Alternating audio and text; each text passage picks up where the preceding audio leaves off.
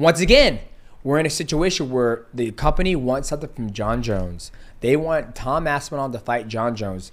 Jon Jones says, I would like $30 million. Can you guys pay me, yes or no? No, Jon Jones, we can't pay you. Perfect. The fight doesn't even happen. Jon Jones will go out from the sunset.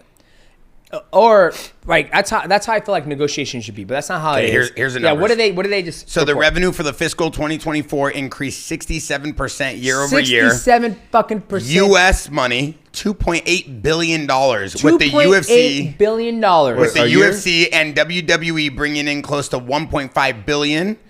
And what did they just UFC 1.4 billion. So 1.4 was UFC. So UFC brought in 1.4 and WWE 1.4 billion. This motherfucker is asking for I don't. What's the 0.4? That's 400,000. Yeah, I mean 400 million. 400 million. That's it's like 100 billion plus 400 million. It's 1 billion plus 400 million. 400 million. Yeah. You tell me that, man. I'm proud of Jon Jones says y'all gonna have to pay me 30 million because they're gonna make.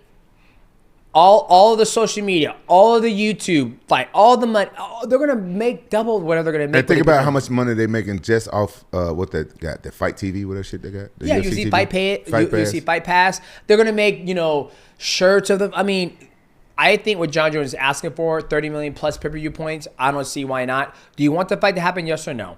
Yes. Okay, pay the man 30 million and call it good. Yeah, I think that the UFC don't like to pay that type of money because you know how hard it is to train for MMA. Yeah, it is. Oh, I've said this a couple times. I said it with Jorge Masvidal. No. Like Jorge said, like, yeah, if I was making $30 million a fight, I'd fight like 4 times a year. Yeah. But a lot of people wouldn't though. But I also think that you're at a point in mixed martial arts where this is probably the biggest matchup you can make. I think this is bigger of all time. I think this fight is bigger than Alex Pereira versus Jon Jones. I truly believe I agree with you, but Jon Jones. Everybody agrees with you on that one. And not to cut you off. You always cut me off. No, stop. I just want to talk about this before we start talking about some crazy stuff like the girls.